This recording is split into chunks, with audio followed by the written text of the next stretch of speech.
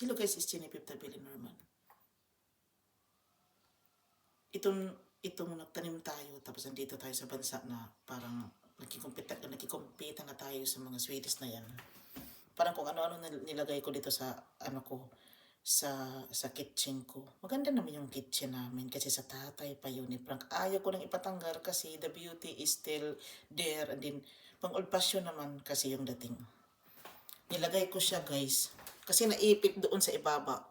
Napaisip ako, sa kaka-observe, na ano na pala siya, na ano Genevieve, para siyang naipit. Iwan ko dyan. Tapos Genevieve Norman, pag naiipit, ano itong bulaklak na ito, yung sa bulaklak ako na crush on flowers. So, parang yung bulaklak kasi yung pinakagusto ko, hindi yung dahon. Parang I'm always remembering the beauty of the color of the plants.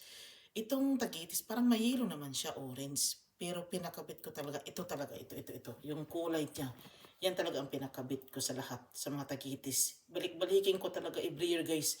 Buhayin ko talaga kasi bit na bit ko yung kulay, parang rosas siya eh. Na tagitis, yung dating parang magandahan talaga ako sa kanya. Maganda, di ba? Palagi mo makikita ito sa mga hanay ng mga bulaklak ko, promise. Kulang na lang siya na lang mabuhay.